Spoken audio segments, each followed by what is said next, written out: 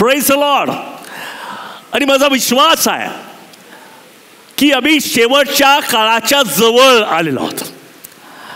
मंडळी आता मॅच्युअर होत आहे, परिपक्व होत आहे. अनेक वेळा मनुष्य खाण्याच्या, पिण्याच्या, घराच्या, नोकरीच्या, लेकरांच्या इतक्या चिंता करतो की तो विसरतो की माझा देव लवकर येत आहे. काही लोकांना वाटतं की मी या जगामध्ये कायमस्वरूपी आहे आणि म्हणून त्याप्रमाणे बिनधास्त जीवन तो जगतो. या जगातल्या गोष्टीकडे त्याचं लक्ष लागलेलं असतं. या जगातल्या गोष्टी मिळवण्याचा प्रयत्न करतो. कुठेतरी मला मोठं नाव मिळावं, कुठेतरी मला आणि मोठं स्थान मिळावं, कुठेतरी मला पैसा मिळावा, कुठेतरी मला प्रतिष्ठा मिळावी, यासाठी उभं आयुष्य तो यासाठी घालवतो की त्याला वाटतं मी या जगात राहणार आहे. पण लक्षात ठेवा, आमच्या समोर हा प्रश्न येण्याची गरज आहे. एक तर प्रभू तरी लवकर येणार आहे, नाहीतर मी तरी वर जाणार आहे. दोन गोष्टी कायम आहे. एक तर प्रभू तरी लवकर येणार आहे किंवा मी या जगातून प्रभूकडे जाणार आहे. आणि हा प्रश्न आपण डोळ्यापुढे नेहमी ठेवला पाहिजे. तेव्हा मला चांगले विचार कळतील, तेव्हा माझ्या मनामध्ये चांगले विचार येतील. पण ज्यावेळेस मी कुठेतरी गुरफटलेला असतो, कोणत्या तरी अट्रॅक्शन मी तिकडे आकर्षित झालेला असतो, तर मला सांगू द्या की चांगले विचार आमच्या मनामध्ये कधीच येत नाही. आणि माझा विश्वास आहे की या काळामध्ये देव त्याच्या लोकांशी बोलत आहे. देव पवित्र आत्मा त्यांच्यामध्ये कार्य करत आहे. गौरवयुक्त मंडळी अशी ती सल्ला सादर होत आहे, जी सर्वांग सुंदर आहे, परिपूर्ण आहे. जो आमचा वर, आमचा प्रभू, त्याची अतिशय मॅच्युअर, सुंदर, गौरवयुक्त अशी मंडळी आहे. डागविरहित, सुरकुतीविरहित अशी ती मंडळी आहे. अनेक वेळा लोक म्हणतात की सद्गुणी स्त्री कोणाला प्राप्त होते.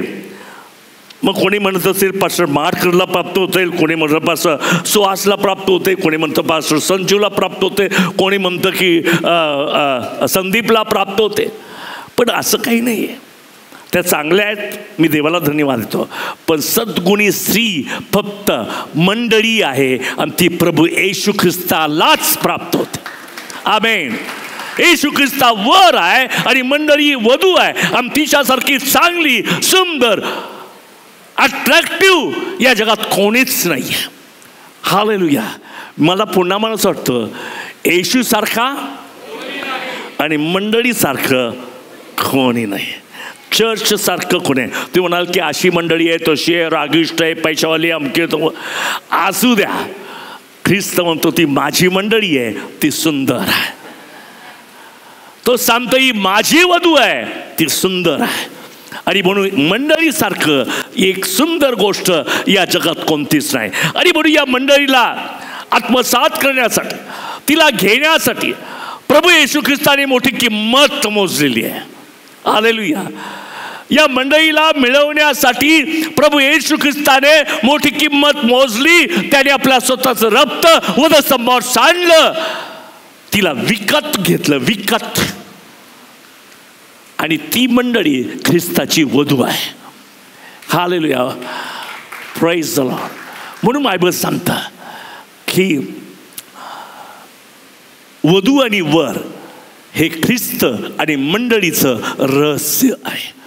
ज्याला वधूवरातल्या समस्या सोडवता आल्या त्याला निश्चितच मंडळीच्या समस्या आणि ख्रिस्ताचं नातेसंबंध सुरळीत कसं ठेवायचं हे चांगलं समजू शकेल. मला माहिती आहे की मंडळी, पती पत्नी एकत्र राहणं किती कठीण असतं नाही का? खूप कठीण असतं. ते म्हणतात आम्हाला काही कठीण नाही, आम्ही घरी येऊन पाहतो तुमच्या किती कठीण आहे. हे नातंच असं आहे. सगळ्यात जास्त प्रेम करणारं आणि सगळ्यात जास्त भांडणारं. किती रोडास. सगळ्यांवर आम्ही कौतुक करतो, पण कधी कधी पती पत्नी एकमेकाचं कौतुक करायचं राहून जातात. हे रहस्यमय आहे. आणि यातून आम्हाला शिकायला मिळतं ख्रिस्ताने तर एवढी मोठी किंमत माझ्यासाठी दिली, आता वधू या नात्याने मला त्याला कसं सादर व्हायचं आहे. आमेन. कशा रीतीने मला त्याच्या समोर जायचं आहे, कशा रीतीने मला प्रभूला प्रगट व्हायचं आहे, यासाठी आमच्या सर्वांचं लक्ष त्या ख्रिस्ताकडे असणं फार गरजेचं आहे. मला माहिती आहे की प्रभू येशू ख्रिस्ताचं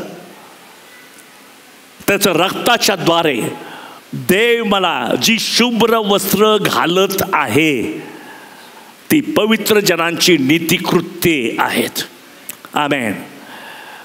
ज्या दिवशी माझा ख्रिस्ताने माझ्यासाठी वधस्तंभावर प्राण दिला त्या दिवसापासून मी त्याच्याशी संबंधित आहे, मी त्याचा आहे, मला त्याने विकत घेतलेला आहे. माझा स्वतःचा अधिकार नाही, माझ्यावर ख्रिस्ताचा अधिकार आहे. तो बोलतो त्याप्रमाणे करावं असा माझा निश्चय आहे. मला ही गोष्ट कळली पाहिजे की प्रभू येशू ख्रिस्ताचं वधस्तंभी जाणं म्हणजे देवाने मनुष्याला किती महत्त्व दिलेलं आहे ते मला लक्षात येतं. तुमचं मूल्य जास्त आहे.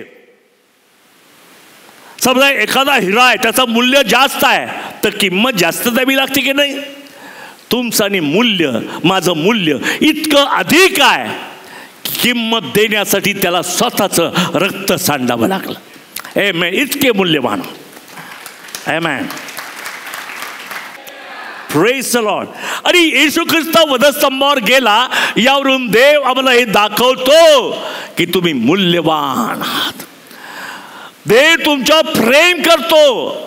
फक्त बोलत नाही, आपल्या एकुलत्या एका पुत्राला त्याने वधस्तंभावर दिलं आणि म्हणतो रॉबिन महाडकर, देव म्हणतो रॉबिन महाडकर, पहा मी तुझ्यावर एवढं प्रेम करत आहे.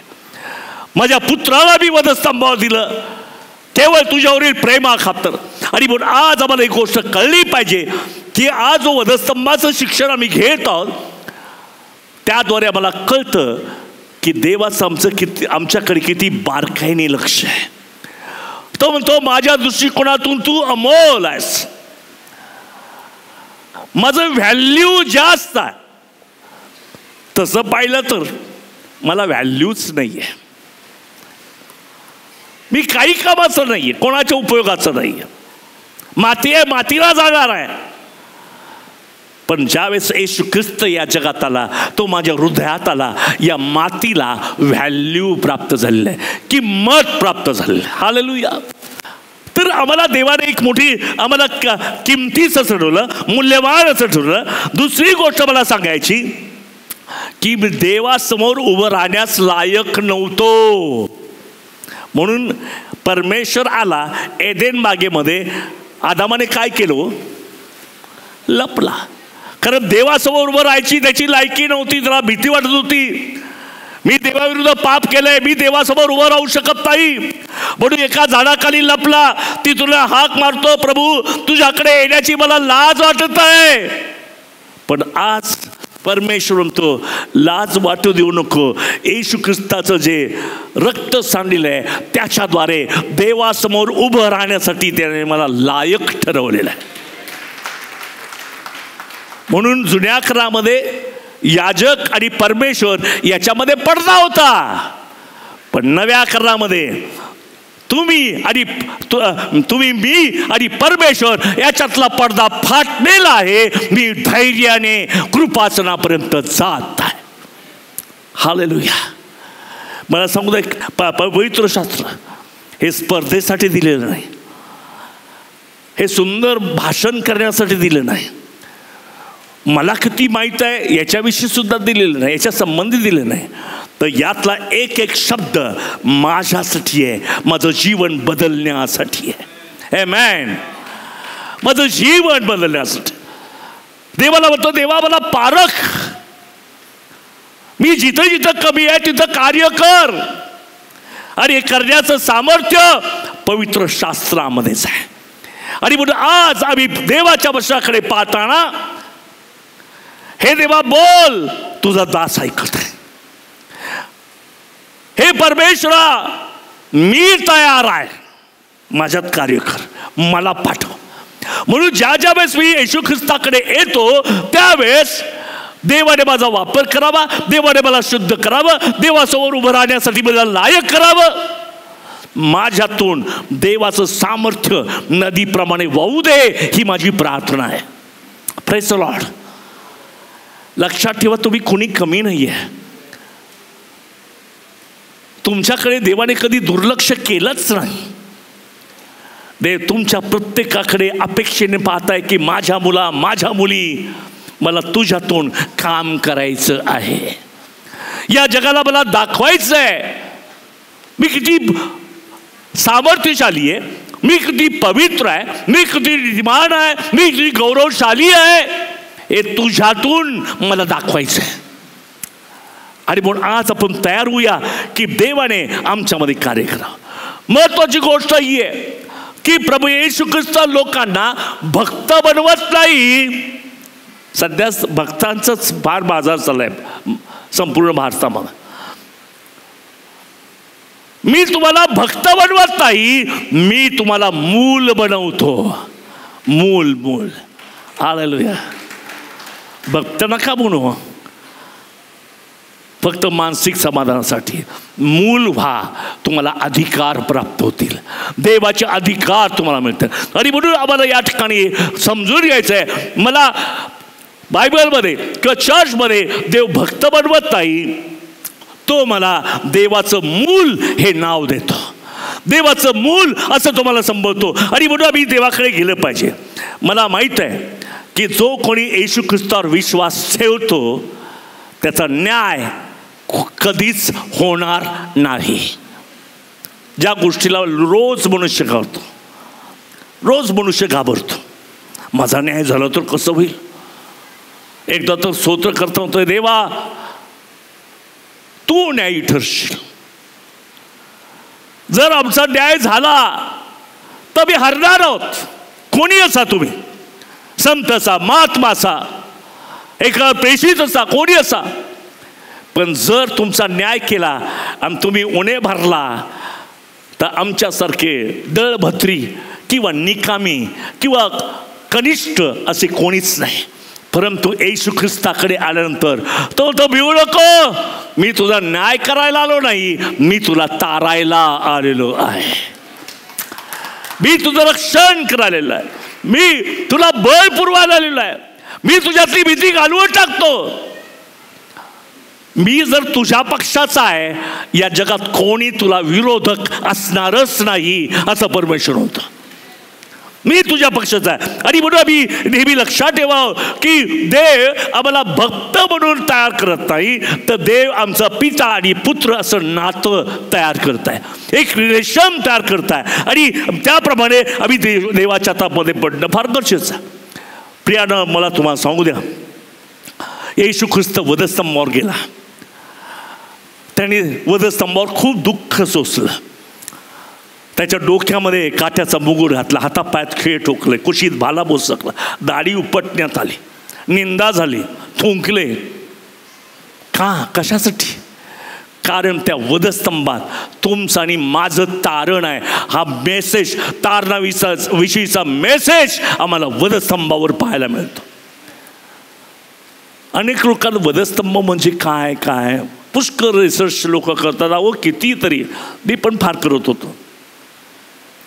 पण मला सांगताय की साधं आणि सोपं वधस्तंभ हा तारणाचा संदेश आहे, बाकी दुसरं काहीच नाही. तुला किती नोकरी चांगली मिळेल ते वधस्तंभाकडे जात नाही. तो 4 पिढ्या मी कशा आशीर्वादित करतो, जरा वधस्तंभाकडे पहा. नाही, वधस्तंभाकडे यासाठी पहा, तुझ्या सर्व पापांची मी क्षमा केलेली आहे आणि तुम्हाला देवाचं मूल होण्याचा मी अधिकार दिले. त्याच्या पलीकडे कोणताच विषय वधस्तंभामध्ये नाही. आमेन. त्याला डॉक्ट्रिन ऑफ साल्वेशन असं म्हणतात. हे डॉक्ट्रिन, हे बायबलचं डॉक्ट्रिन आहे. काय डॉक्ट्रिन आहे?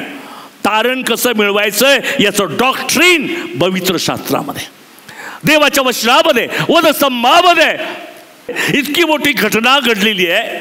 कशासाठी? तुमच्या आणि माझ्या तारणासाठी.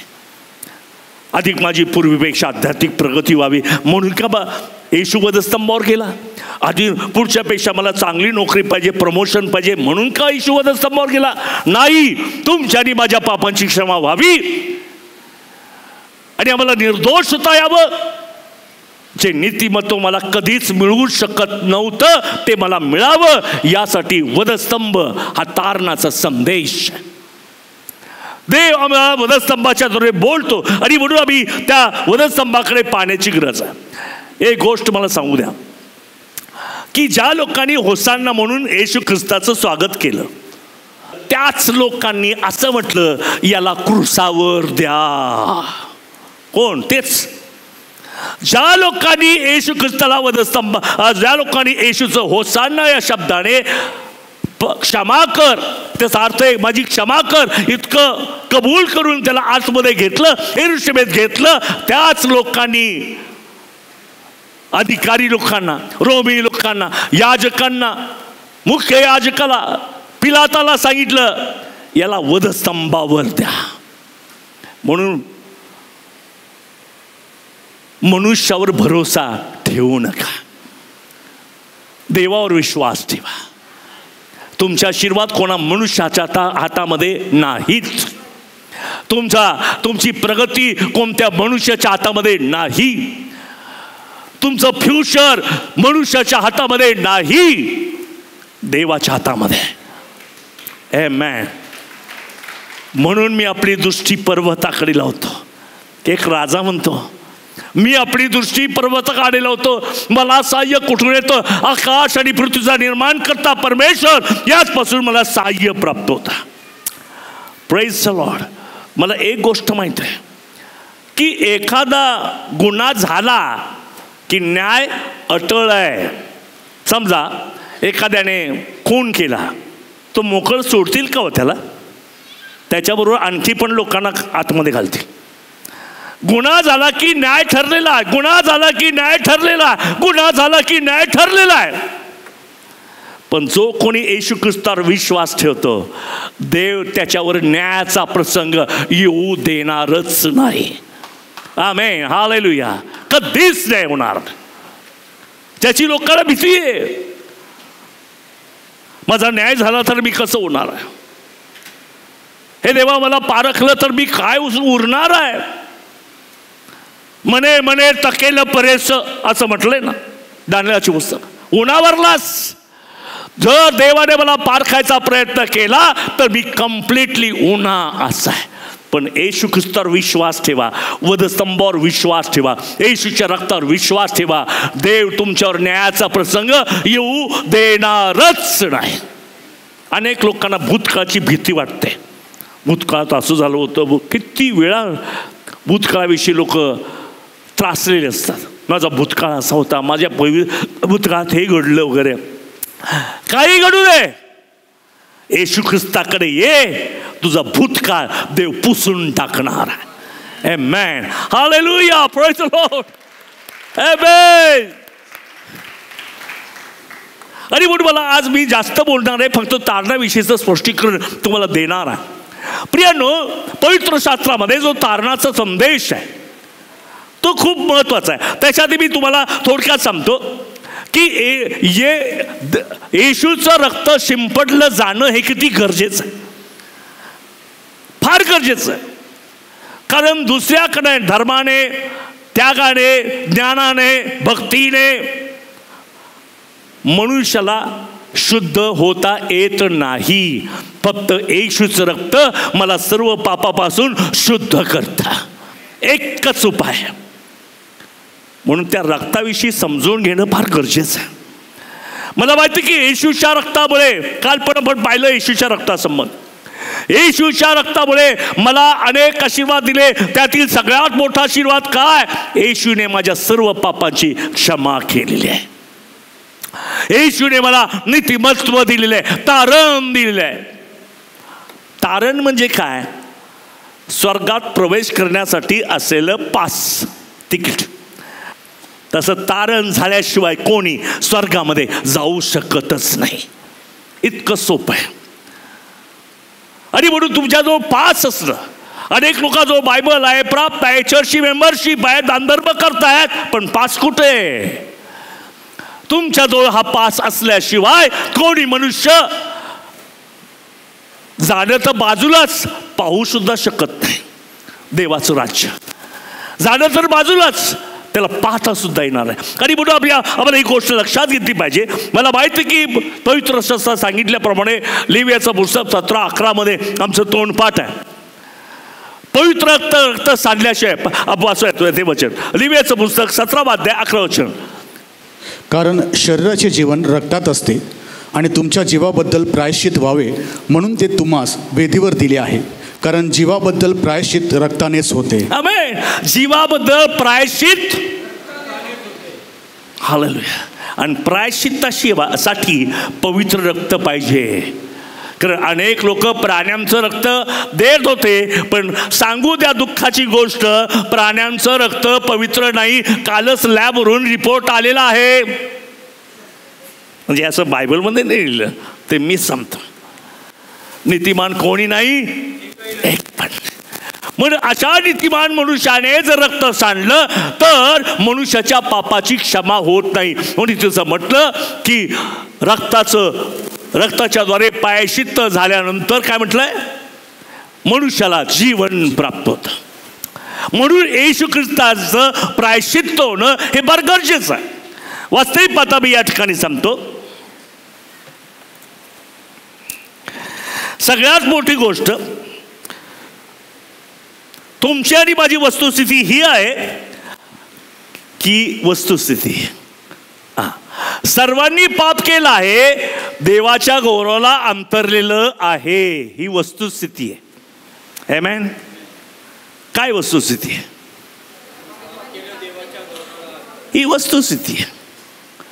किती मोठा असू दे, किती श्रीमंत असू दे, किती पराक्रमी असू दे, किती योद्धा असू दे, किती संत असू दे, किती महात्मा असू दे, राष्ट्रपती असू दे, परंतु सर्वांनी पाप केलंय आणि देवाच्या गौरवाला अंतरलेले आहे. ही वस्तुस्थिती आहे. आणि ती या जगात बदलवण्याचं पावर कोणामध्येच नाही आहे. कोणीच ते करू शकत. पण तुम्ही एखाद्या व्यक्तीचं नाव घ्या, त्याच्या मागे जातो म्हणे मी सगळं देऊ शकतो, परंतु तुझ्या पापाची क्षमा नाही करू शकत.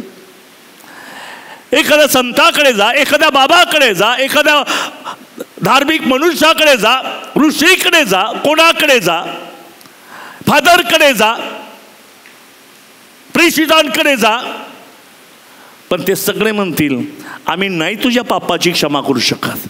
पण येशू ख्रिस्त म्हणतो जो कोणी माझ्यावर विश्वास ठेवतो त्याचा नाश होणार नाही, त्याला अनंतकालिक जीवन मिळेल. म्हणून कोणाला महत्व द्यायचं आहे? माणसाला. त्या जिवंत देवाचा आपला तारणारा त्याचा स्वीकार करा. अनेक लोकांनी चांगलं म्हणावं यासाठी जगत असतात, परंतु मला सांगू द्या की परमेश्वराचे नेत्र रात्रंदिवस तुमच्याकडे लागलेले आहेत. आणि त्याची इच्छा आहे माझ्या मुली मनुष्याला संतोष होण्यापेक्षा देवाला संतोष विणे बरे आहे. फक्त परमेश्वरावर भाव ठेव. म्हणून वस्तुस्थिती ही आहे की सर्वांनी पाप केलं, देवाच्या गौरवाला अंतरलंय. मग त्याचा परिणाम काय झाला हो? मला सांगू द्या, परिणाम माहित नाही तुम्हाला. दुसरा परिणाम आहे त्याच्यावर देवाचा क्रोध. आमेन. त्याच्यावर देवाचा क्रोध आहे. कारण ज्यांनी पाप केले त्याचा न्याय व्हायलाच पाहिजे. आमेन. सर्वांनी पाप केले, न्याय व्हायलाच पाहिजे. न्याय काय आहे? काय? पापाचं वेतन. हा न्याय, हा देवाचा क्रोध आहे. की वस्तुस्थिती ही आहे की सर्वांनी पाप केलंय, देवाच्या गौरवाला अंतरलेले आहेत. परिणाम काय? चला यांना न्या तुरुंगात द्या, उद्या त्या सगळ्यांना मारून टाक. कारण हाच न्याय आहे, दुसरा नाहीये. नाही पुढच्या वेळेस असं काही करू नको, जा घरी, असं नाही ना न्याय. न्याय हाय याने पाप केलंय, याला मरण अटळ आहे. म्हणून देवाचा क्रोध त्या ठिकाणी पाहतो. ते पापाचं वेतन आहे. तुम्हाला माहिती का येशू ख्रिस्त वधस्तंभावर होता त्यावेळेस सर्वत्र मोठा अंधकार पडला. हालेलुया. एक प्रकारचा ढग आल्यासारखं झालं. सगळा अंधार अंधार अंधार. का माहिती का? मनुष्याचं पाप इतकं भयंकर आहे, याचा राग देवाला इतका आला की या त्याच्यावर, या लोकांवर त्यांनी इतका अंधार पसरला की देवाने आपली नाराजगी दर्शवली. हे लोक किती भयंकर पापी आहेत.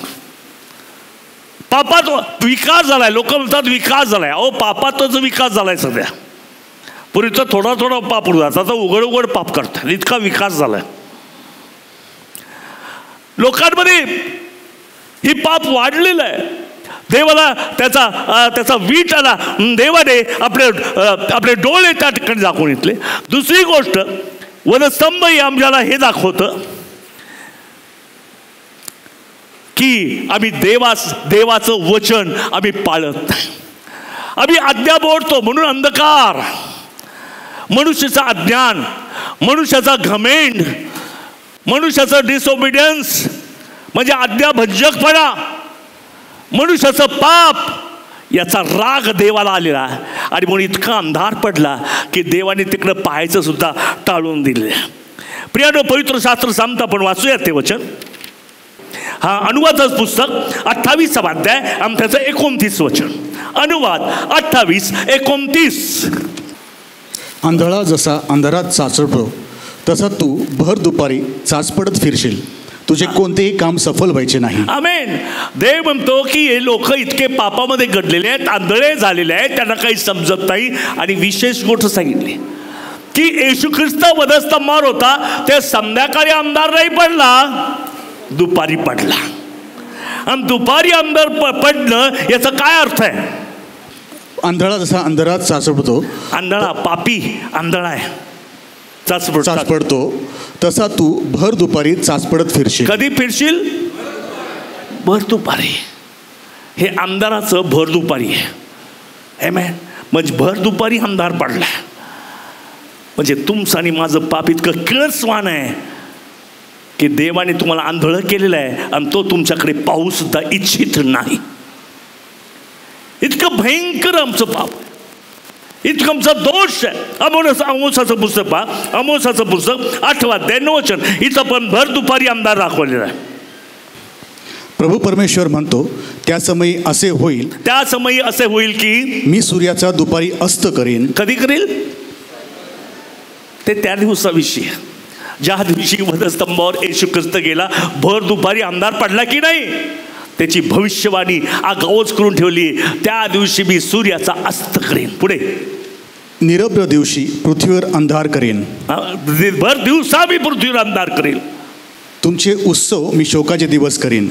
आमेन. जे तुम्ही आनंद करता, तुम्हाला माहित नाही का की भर दिवसा पृथ्वीवर अंधार पडणार आहे, तरी लोक गाफील आहेत. सण करतात, उत्सव करतात, बर्थडे साजरे करतात, डान्स गाणे करतात, वेगवेगळ्या व्यसनाधीन असून त्याच्यामध्ये दिवस व्यतीत करतात. पण तुम्हाला माहिती आहे का की ही गोष्ट म्हणजे भर दिवसा अंधारासारखी आहे. कारण इतके लोक गाफील झालेले आहेत, त्यांना येणाऱ्या परिणामांची जाणीवच होत नाही. आपण काय करतोय, किती भीतीदायक आहे हे त्यांना वाटत नाही, असं बायबलनी म्हटलेलं आहे. लोकांना परवाच नाहीये, इतके ते जगामध्ये गुंतून गेलेले आहेत. पण लक्षात ठेवा, भर दिवसा जो अंधार पडला ते याचं दर्शक आहे की देवाला अशा लोकांचा वीट आलेला आहे, देवाला त्यांचा क्रोध आलेला आहे. Hallelujah, praise the Lord. आपण क्रोध पाहूया देवाचं. या ठिकाणी हा सुवास आहे, म्हणजे देवाच्या रूपामध्ये तो आता उभा आहे. तो देव नाही हा, हातामध्ये दगड, क्रोध घेतलेला क्रोध. कुठे तो क्रोध? हा मनुष्य आहे, रॉबिन माडकर हा मनुष्य आहे. याच्यामध्ये इतकं पाप भरलेलं आहे, काळा कुळकुळीत झालाय. याच्याकडे पण देवाला फार किळस येते. किती घाणेरडा आहे, देवाला संतोष वाटत नाही. रॉबिन माडकरला निर्माण करून देवाला पश्चाताप झाला आहे.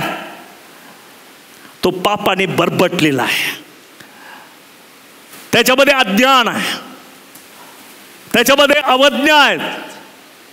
तो देवापासून किती दूर झाला. आता फक्त ॲक्शन करायचे. तर देव हा क्रोध आहे, देवाचा क्रोध. आणि या जो ग्लास आहे रॉबिन मार्कर, हा क्रोध त्याने असा धरलाय. आलेली ह्या रॉबिन मार्करला मारूनच टाकायचंय. कारण वस्तुस्थिती काय, सर्वांनी पाप केलंय, देवाच्या बरोबर अंतरलंय. आणि देवाच्या बरोबर अंतरल्यामुळे परिणाम काय होतो, पापाचं वेतन. आणि म्हणून देवाने हा दगड, हा क्रोध रॉबिन मार्कर ठेवला. पण तो म्हणतो देवाविषयी, देवाचा क्रोध कायमचा राहत. अरे बापरे, इथंच फसलो आपण. हा तो क्रोधाविष्ट देव तो पिघळायला लागलाय, मानवावर प्रेम करायला लागलाय, मानवावर दया करायला लागला. अहो इतका क्रोधाविष्ट देव, इतका क्रोधाविष्ट देव या रॉबिन मार्करला मारून टाकावं असं मला वाटतं. याच्यावर न्याय दिला पाहिजे. आणि म्हणून देवाने आपला क्रोध उद्गारला उभा केल्याबरोबर त्याच्या लक्षात आलं तो कृपाळू देव आहे. कसा देव आहे मग? कृपाळू देव काय दगड मारतो का? त्याच्या हात लटपटायला लागले देवाची. हा कृपाळू देव आहे, हा दयाळू देव आहे, हा क्षमाशील देव आहे. पण आता तर मरण, पापाचं वेतन काय? मग आता देव न्यायी पण आहे हो. आणि त्या ठिकाणी त्या याच्यामध्ये पाप आहे, त्या पापाचं वेतन मरण आहे. देवाने आपला क्रोध त्याच्यावर ठेवला. त्यावेळेस त्याला एकदम जाणवलं की देव पवित्र आहे, मी पवित्र आहे, मी न्यायी, मी क्षमा करणारा देव आहे, मी दयाळू आहे, मी कृपाळू आहे, देव प्रेम आहे. आणखी करेक्शन या ठिकाणी मी जाता जाता पुढे पुष्ट करेक्शन करून जातो.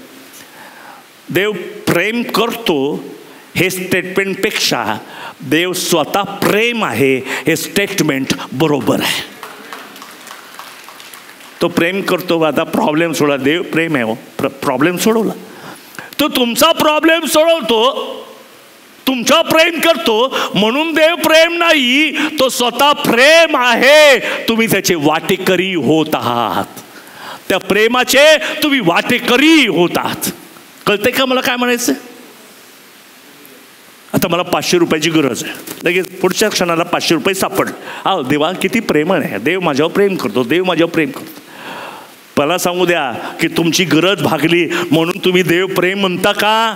तुम्ही नाही म्हटला तरी चालेल. देव प्रेम आहे, तो कधी बदलणार नाही. तो पाप्यांवर प्रेम करतो, तो गुन्हेगारावर प्रेम करतो, तो सर्व जगावर प्रेम करतो. कारण देव प्रेम आहे. Praise the lord, hallelujah. आणि म्हणून त्या ठिकाणी त्याला कळलं, हे तू कृपाळू आहे, कनवाळू आहे, मंदक्रोध आहे, दयेचा सागर आहे, तू प्रेम आहे. लगेच त्याचे हात पण लटपटायला. असा कसा मी आहे देव? क्रोध येणार, पण आता क्रोध तर गेलाच पाहिजे हो, क्रोध तर दिलाच पाहिजे. न्यायी देव आहे ना, पापाचं वेतन काय? मग दुसरा या ठिकाणी मनुष्य याचं देवाने क्रोध आणला असतं तर काय झालं असतं? आता जर देवाने क्रोध केला असता या रॉबिन मार्कर, तर त्याने काय केलं असतं? असा रॉबिन मार्करचं झालं असतं. हे झालं नाही, ही देवाची दया आहे.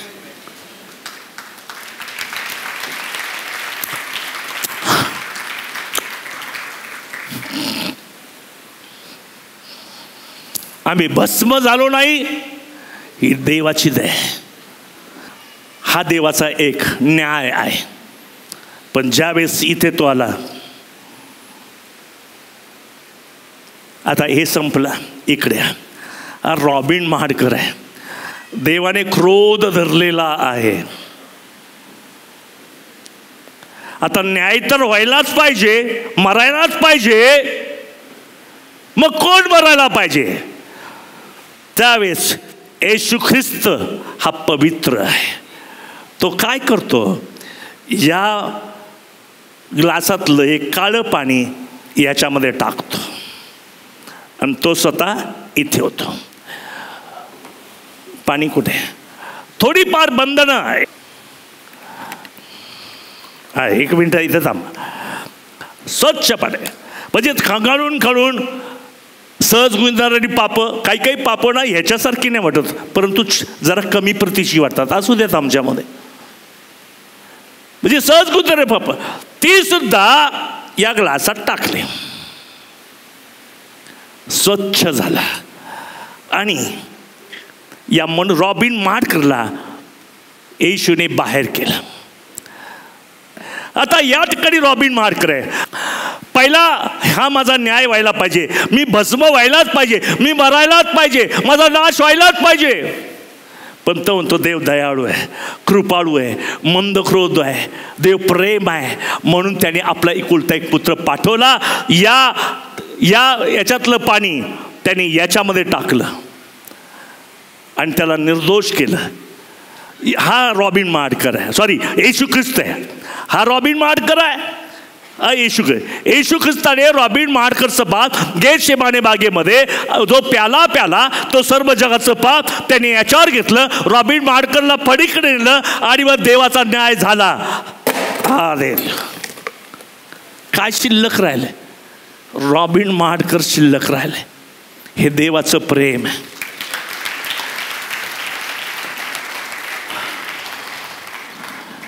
Praise the Lord, hallelujah,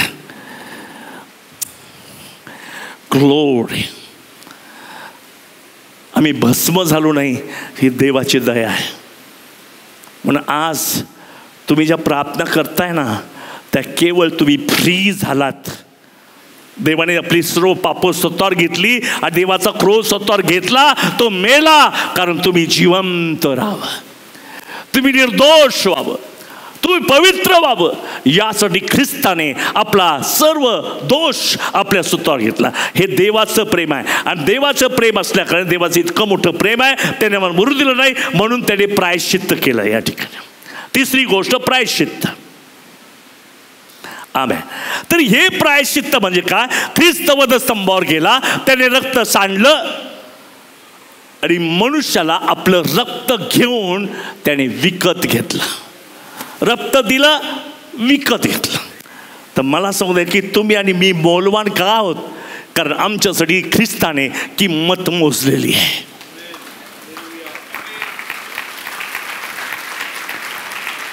नाहीतर आम्हाला कोण विचारताय हो? आम्ही किडा, मुंगी, माती काय काय आहेत, पण केवळ ख्रिस्ताने रक्त सांडल्याशिवाय याच रॉबिन मार्करला देव म्हणतो की तू अमोल आहे. प्रायश्चित्त दिले, किंमत मोजली, विकत घेतलं, सोडवलं. ज्याप्रमाणे तो त्या गाढवाला, ज्या शिंगराला म्हटला जा त्याच्याकडे जा आणि सांगा की प्रभूला याची गरज आहे, त्याला सोडून माझ्याकडे आला. त्या प्रकारे आज एक एक व्यक्ती नाना प्रकारच्या अज्ञानात आहे, बंधनात आहे, शापामध्ये आहे, पापामध्ये आहेत, अज्ञानामध्ये आहेत. प्रभू म्हणतो त्यांना सोडवा, माझ्याकडे आणा.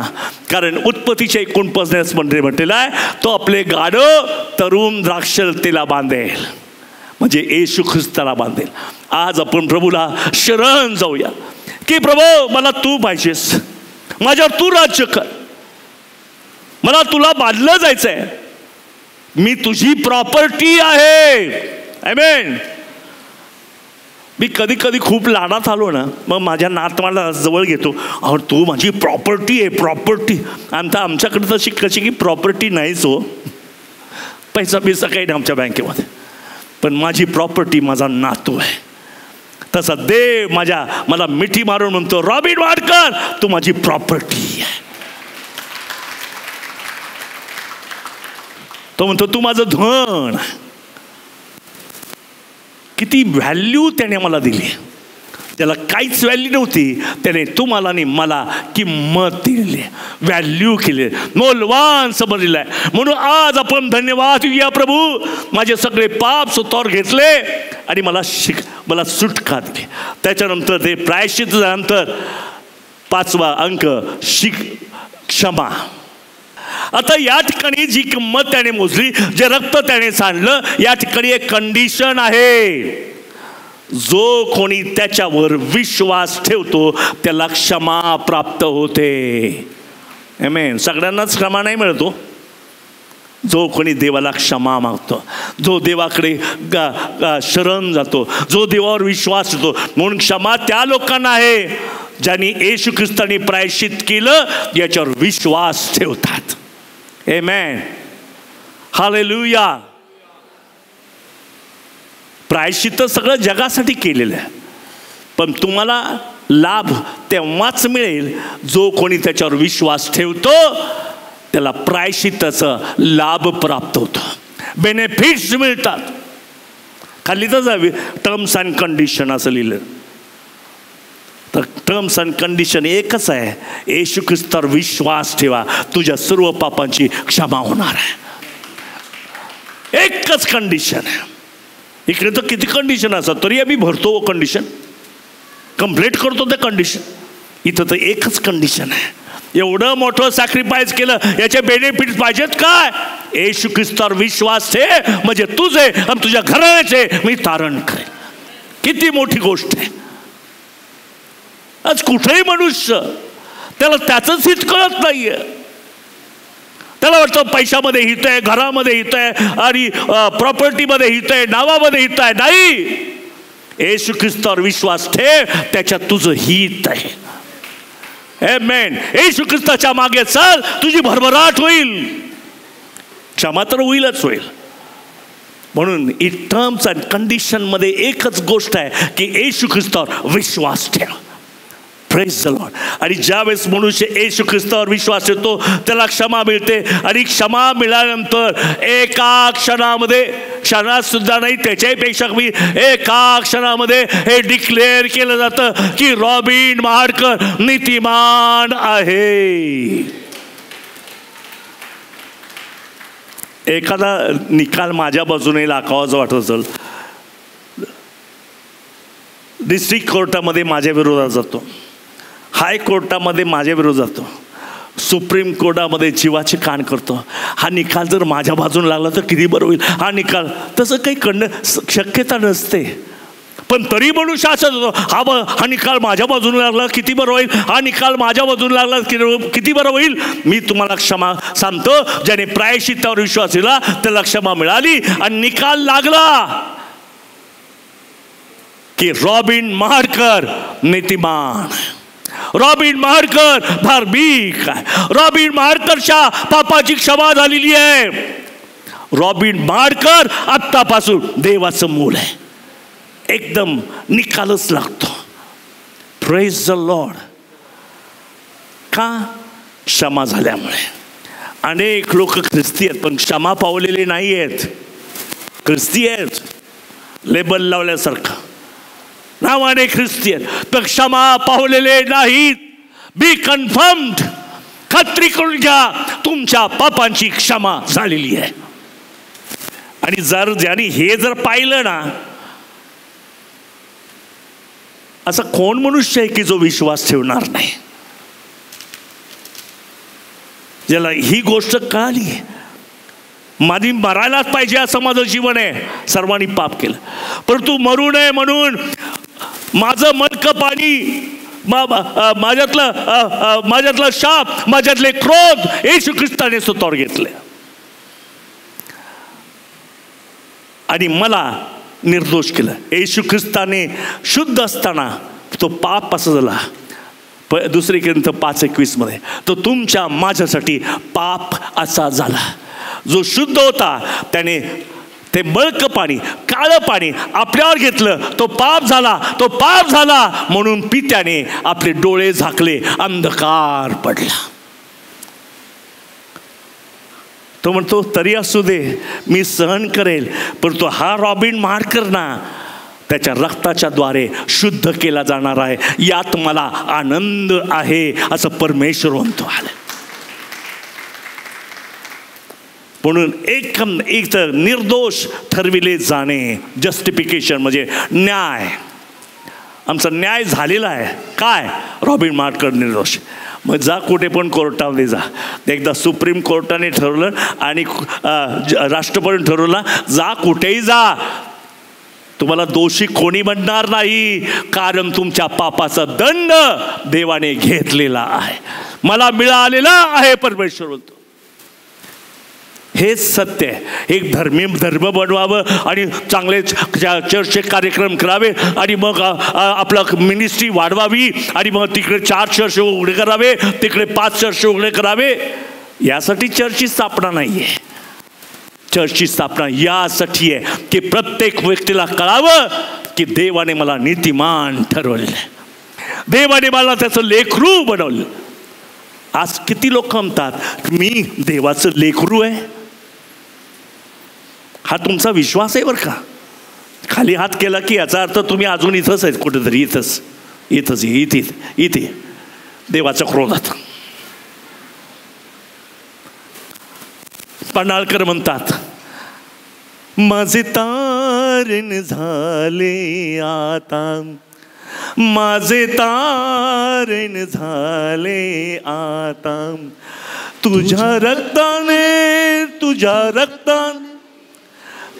रक्ताने हे प्रभू ख्रिस्ता, तुझ्या रक्ताने हे प्रभू ख्रिस्ता, माझे तारण झाले आता, माझे तारण झाले आता. ह्याच्यासारखा आनंद कशातच नाही. कसला पैसा, कसलं घर, कसलं जग, कसली नाव, प्रसिद्धी नाही. माझे तारण झाले आता. आणि पहा अनुभवा, जर तुम्हाला ही खात्रीने तुम्ही अनुभवतात आणि तुमचं हृदय साक्ष देते की माझं तारण झालंय,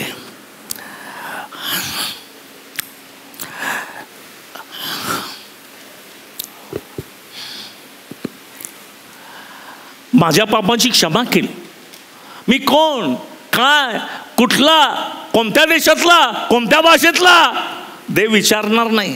तू काय करत होता, देव विचारणार नाही.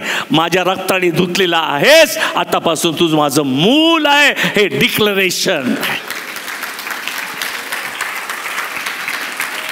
Hallelujah, hallelujah. हे गॉस्पेल आहे आणि वधस्तंभ हे सांगतो. बाकी आणखी काही विषयाला तुम्ही हात घालत असाल, तुम्ही त्याच्यात आड केला असेल, करू द्यात, कारण त्याच्यात तेही आशीर्वादात. पण तो वधस्तंभ हा केवळ सुवार्तेसह संबंधी, साल्वेशन संबंधी मेसेज, बाकी दुसरं काहीच नाही. आणि म्हणून त्या ठिकाणी डिक्लेअर आहे की आजपासून तू निर्दोष आहे. किती लोक दोषी आहेत जरा हात वर करा बरं. तर मला सांगू द्या, तुम्ही आता निर्दोष आहात. आलं निर्दोष. तुम्हाला दोष देणारा कोणीच माईकाला उतरलेला नाही. कोणी तुम्हाला नावं ठेवू शकत. हेच गॉस्पेल आहे, नाही तर इतर कथांसारखी कथा झाली असती. हे पॉवरफुल आहे. एक दोषी मनुष्य कसा निर्दोष होतो त्याचं वधस्तंभ हे गॉस्पेल आहे. आजपासून तुम्ही कोणाच्या बंधनात नाहीत. हालेलुया. आजपासून तुम्ही कोणाच्या दोषामध्ये नाहीत. आजपासून कोणी तुम्हाला तुच्छ लेखू शकत नाही, कारण परमेश्वर तुमच्या बरोबर आहे. ती तुमची ताकद आहे. म्हणून वधस्तंभ पॉवर आहे, पॉवर. जर लाईट बंद केली तिथं सगळा अंधारच. आता लाईटचा पॉवर आहे नाही का, पॉवर गेली, जरा बंद केला पॉवर गेली, लगेच मोबाईल चालू. पण या पॉवरपेक्षा हजारो लाखो आणि कितीतरी पट पॉवर देवाने तुम्हाला दिलेली आहे, जी म्हणते तू निर्दोष आहेस. तुला सर्व पापापासून सोडवलेलं आहे, तुला मुक्त केलेलं आहे. आणि सरते शेवटी जी महत्वाची गोष्ट मी सांगतो, 7वी, आणि त्या ठिकाणी शुद्धीकरण. आमेन. आता इथपर्यंत जस्टिफिकेशनपर्यंत, नाही ठरवण्यापर्यंत, निर्दोष ठरवण्यापर्यंत हे एका क्षणात घडतंय. पण हे मात्र शुद्धीकरण रोज घडतंय, रोज. पण शुद्धीकरण हा तारणाचाच एक भाग आहे. Praise the Lord. या संपूर्ण तारणाचा जो भाग आहे,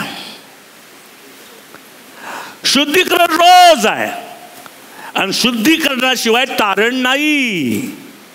म्हणजे काय, तुमच्या पापाची क्षमा झाली याच्यामुळे लगेच मनुष्य मोकळा झाला, माझ्या पापाची क्षमा झाली.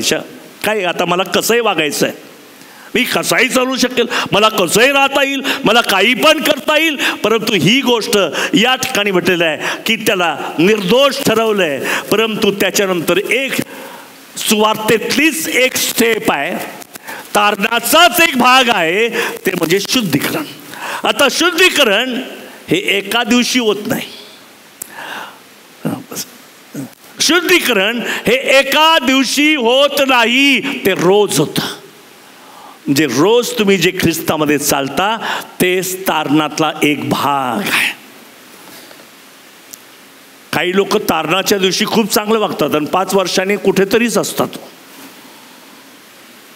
काही तर नाकारतात सुद्धा येशूला. म्हणून तर म्हटलंय इथपर्यंत जे आहे ते एका क्षणात होतं. हे शुद्धीकरण मात्र रोज होतं, कंटिन्युअस प्रोसेस. म्हणून मला रोज येशूच्या रक्ताखाली येणं गरजेचं आहे, देवाच्या वचनाखाली येण्याची गरज. एक मला सांगू द्या, येशू ख्रिस्त हा वलनाचा कोखरा आणि नियमशास्त्राप्रमाणे वधला गेला. किती प्रकार झाले? वलन सण हा नियमशास्त्राच्या आधी होता, आधी मिसर देशामध्ये. आणि सिनाय पर्वतावर जेव्हा नियम दिले त्यावेळेस नीतिमत्व आलं, नियमशास्त्र आलं. आता नियमशास्त्राच्या आधी देवाची कृपा त्यांच्यावर होती. काय? रक्त लावा बाहेर निघा, मी पाहून घेतो सगळं. इतकं पाहून घेतलं की त्यांच्यासाठी तांबडा समुद्र दुभागला. हालेलुया. एवढी मी सांगतो तेवढं करा, की फक्त एक कोकरू घ्या, ते कापा, त्याचं रक्त घ्या. आणि रक्त कशात घ्या मध्ये का? एजोबाची जुडी याच्या रक्तात मिसळा आणि त्याने असा पेंट केल्यासारखं करा. मागे मी करून दाखवलं, त्यावेळेस माझं एक पांढरं शर्ट खराब झालं बरं का.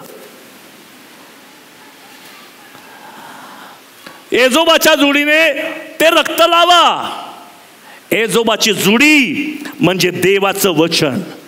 काही लोक रक्त लावतात पण वचनाचा वापर करत नाही. येशूच्या रक्ताने भिजतो, आता मी काय पवित्र आहे, मी नीतिमान आहे, अमकं तमकं. वचन कुठे आहे? काहीच नाही आहे. वचन वाचत नाही, वचनाच्या प्रकारच्या चालत नाही, वचनातून ऐकत नाही. तर एजोबा रक्तामध्ये काय करायचं? ती कोथिंबीरची मेथीची भाजीची जुडी असते ना, तशी एजोबाची जुडी असते. त्या रक्तामध्ये मिसळायची ब्रश आणि तो दार बायाला कपाळपट्टीला लावायचा, घराच्या कपाळपट्टीला लावायचं. तर मला तुम्हाला सांगू द्या, एजोब म्हणजे देवाचं वचन. नुसतं रक्त वापरू नका, देवाचं वचन पण वापरा. आमेन. अनेक लोकांना रक्ताने आम्ही शुद्ध होतो, पण देवाच्या वचनाचा कंटाळा फार आहे. परंतु एखादं तुमच्या जीवनात अद्भुत कार्य घडायचं असेल तर केवळ रक्त नव्हे तर देवाचं वचन पण आहे. देवाच्या वचनाला मी काल सांगितल्याप्रमाणे पाणी असं म्हणतात. काय म्हणतात? आता त्या पाण्यासंबंधी एक वचन मी तुम्हाला वाचवतो. योहानाचे पहिले पत्र 5 अध्याय 4 वचन. जो पाण्याच्या द्वारे जे मिळविणारा कोण आहे? जो पाण्याच्या द्वारे व त्याच्या रक्ताच्या द्वारे आला तो हाच म्हणजे येशू ख्रिस्त. पाण्याने केवळ नाही तर पाण्याने व रक्ताने. 2 प्रकारे. काही लोक पाण्याने येतात पण येशू ख्रिस्त पाण्याने व रक्ताने. काही लोक म्हणतात का इकडं आंघोळ करून या, क्षमा, पण पाण्याला तोपर्यंत पावर नाही आहे जोपर्यंत त्याच्यामध्ये रक्त मिसळलेलं नाही. रक्त आणि पाणी जर एकत्र होतं तरच पापांचा डाग निघून जातो. काल मी प्रॅक्टिकल करत होतो, ते डाग काढला, अहो तो डाग एक निघेनाच. किती धुतला. पण येशूचं रक्त असं आहे, देवाचं वचन असं आहे, ते जर दोघं एकत्र आले तर कठीणातला कठीण डाग देव काढून टाकतो. म्हणून बायबलमध्ये 2च गोष्टी आहे शुद्धीकरणाच्या. उपास हे याने शुद्धीकरण होत नाही, प्रार्थनेनं शुद्धीकरण होत नाही, दानधर्माने शुद्धीकरण होत नाही, मिनिस्ट्रीच्या द्वारे शुद्धीकरण होत नाही. बायबल का सांगतं? येशूचं रक्त पापापासून शुद्ध करतं, पहिली गोष्ट. आणि योहान 15 जी वचनं तुम्ही ऐकत आहात त्याने तुम्ही जे शुद्ध करण्यासाठी या 2 गोष्टींची गरज आहे. काही भावनिक लोक इमोशनल असतात, तर्क वितर्क करणारे, काय उपास करूया आपण शुद्ध होऊयात. उपास कुठं शुद्ध करतोय? आहे का तसं? शुद्ध करणाऱ्या फक्त 2 गोष्टी पवित्र ग्रंथामध्ये, एक वचन आणि येशूचं रक्त. Hallelujah, praise the lord. आणि म्हणून मला सांगू द्या की येशूचं रक्त त्याने घेतला. आता या ठिकाणी मी डेमॉन्स्ट्रेशन करून दाखवतो, आपण पाहूयात पुढे या टेबलवर.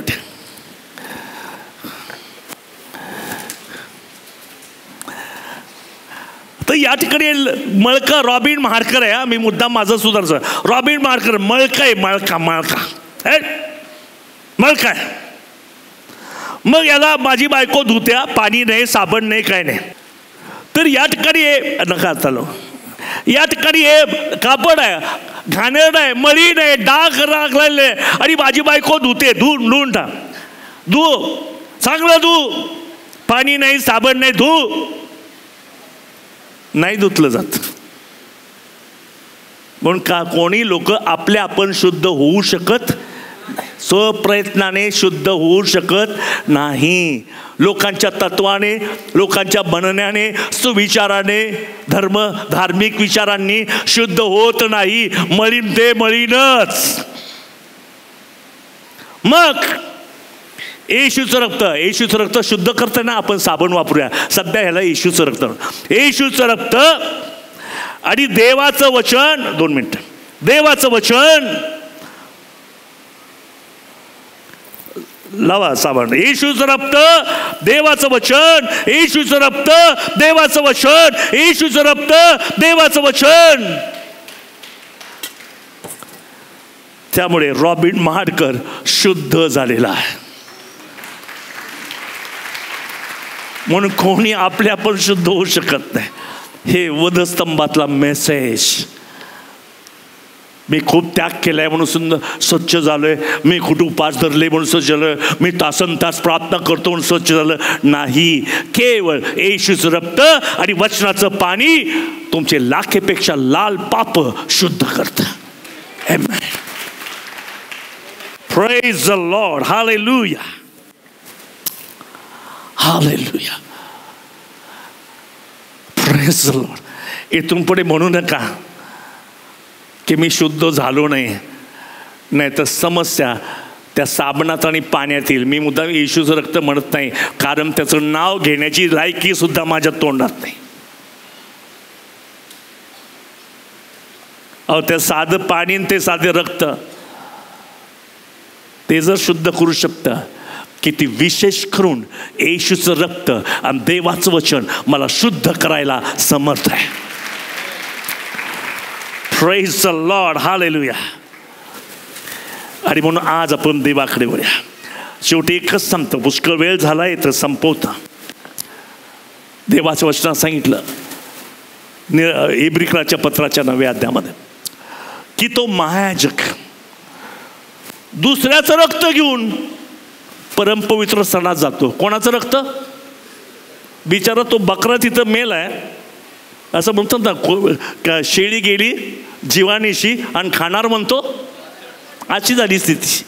हा महायाजक स्वतःचं रक्त देत नाही, त्याचं रक्त देतो. दुसऱ्याच रक्त घेऊन त्या परमपवित्र स्थानात जातो. त्यामुळे ते रक्त मनुष्याला शुद्ध करू शकत नाही. पण येशू ख्रिस्त या महायाजकाने वधस्तंभावर जाऊन स्वतःचं रक्त सांडलं, स्वतःचं रक्त घेतलं, स्वतः महायाजक झाला आणि मध्यस्थी करतो, हे बाप्पा यांना क्षमा कर, कारण हे काय करतात यांना समजत नाही. स्वतःचं रक्त घेत. Hallelujah, praise the Lord. इथे मनुष्याच्या लिमिटेशन्स लक्षात येते. किती कमतरता आहे, किती अशक्त आहे. दुसऱ्याचं शुद्धीकरण घ्यायला गेला आणि तिसऱ्याचं रक्त सांडतोय.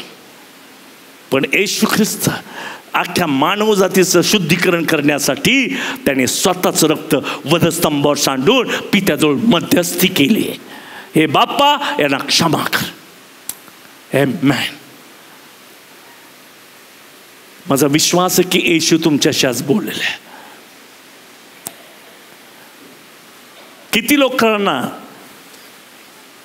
निर्दोष झाल्याचा अनुभव येत आहे.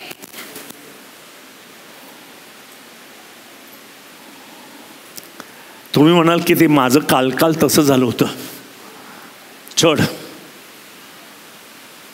जुने ते सगळे आता सर्व काही नवीन झालेलं आहे.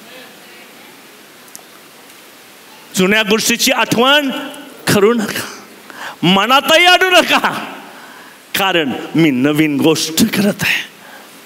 तुम्ही माझे लोक, मी तुमची क्षमा केलेली आहे, तुमच्यासाठी रक्त सांडलंय की नाही? जर सांडले तर क्षमा झालेली आहे, सांडलं नसेल तर क्षमा नाही झाली. परंतु सांडलं गेलेलं आहे तर काय म्हटलं पाहिजे? क्षमा. नसल सांडले असेल तर बोला, नसल सांडलं असेल तर आपण म्हणूया, म्हणा. नसल सांडलं असेल तर नाही बोलू शकत, पण सांडलं गेलेलं आहे काय म्हणणार? मी निर्दोष, याच्यातही काही दोष नाही. आज मला एक कॉन्फिडन्स पाहिजे. तर आज हा गुड फ्रायडे तुम्हाला आशीर्वाद दे, नाहीतर येणारा गेल्यासारखा आहे.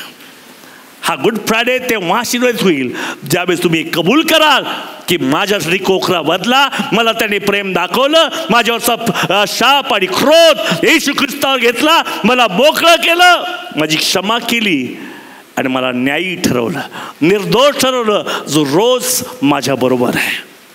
तो मी तुला सोडणार नाही, टाकणार नाही. आज ऐकणाऱ्या भावा बहिणीनो, कान खोलकर सुनो. झोपले असले तर जागे व्हा, नाही तर मी उठवतो चिमटा काढून. जागे व्हा.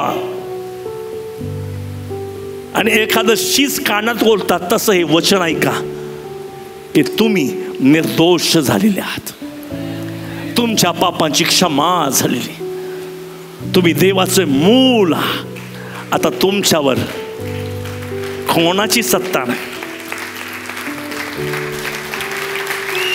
Hallelujah, hallelujah. कोणाची सत्ता नाही. तुम्ही मोलाने विकत घेतलेले आहात. तुम्ही तुमचे नाहीत, तुम्ही विकत घेतलेले आहात. तुम्ही देवाची प्रॉपर्टी आहात. आमेन. किती गोड शब्द आहे नाही का? माझी प्रॉपर्टी. माझ्या नातवाला धरतो, माझी प्रॉपर्टी आहे. माझ्या मुलाला पण लहान असताना आज माझी प्रॉपर्टी आहे. याच्यापेक्षा जास्त माझा देव तुम्हाला आणि मला म्हणतो, तुम्ही माझी प्रॉपर्टी आहे. मी तुमची काळजी घेताय, मी तुमचा सांभाळ करताय, मी तुम्हाला माझं मूल वाटलेलं आहे. तुमच्या विरोधात कोणी काय केलं तर मी आहे. आमेन. तुमच्या बाजूने लढणारा मी तुमचा परमेश्वर आहे. Praise the lord. हालेलुया. आज मी त्या पुढच्या 7 वाक्यावर पुढच्या वर्षी बोलेल, ते आलं होतं लिहून, पण आता संपलेलं आहे. एकच सांगतो, वधस्तंभावर असताना ख्रिस्ताच्या डोक्यात काट्यांचा मुकुट घातला. कशासाठी? तुमचं आणि माझं डोकं जरा ठिकाणावर यावं, ठिकाणावर. कारण आमचं डोकं ठिकाणावर नाही. सगळं याचं, मी, माझं, मला, तो, तसा, निंदा. इतकं डोक्यात बटाटे भरलेले आहेत. येशूने काट्याचा मुकुट घातलेला आहे. तुमच्या डोक्यातले बटाटे त्याने काढून टाकलेले आहे. एकमेकांवर प्रेम करा. तर तो काट्यांचा मुकुट घातल्याचा आनंद ख्रिस्ताला झाल्याशिवाय राहणार नाही. तुमच्या डोक्यात जर वाईट विचार असतील तर ख्रिस्ताने काट्यांचा मुकुट घालणं व्यर्थ होणार आहे. पण ते होणार नाहीच. तो अनेकांचे विचार बदलत आहे. तुमचे थॉट लाईफ, तुमचे विचारसरणी, तो काय म्हणतो उत्पत्ती 5 मध्ये, मनुष्याचे विचार एकसारखे वाईट असतात. आज आपण विचार करू स्वतःचा, जरा कोपऱ्यात जाऊन जरा विचार करा. हे रॉबिन मार्कर, तुझ्या डोक्यात सारखं सारखं काय चालतंय? ओ, माझा बिझनेस आहे, तो वाढला पाहिजे, तिकडे ते कामदार पाहिजे वगैरे. ज्याच्या डोक्यात बिझनेस आहे तो रात्रंदिवस बिझनेसचा विचार करतो. पण ज्याच्या डोक्यामध्ये ख्रिस्त आहे तो बसता, उठता, चालता, बोलता, त्याच्या डोक्यामध्ये ख्रिस्त दिसतो आणि ख्रिस्त या जगाला प्रगट होतो. हालेलुया. त्याने काट्याचा मुकुट यासाठी घातला की तुमच्या आणि माझ्या डोक्यातले विचार निघून जावे आणि जसा ख्रिस्ताचा विचार आहे तसा माझा विचार असावा, अशी माझी देवाजवळ प्रार्थना आहे. Praise the Lord.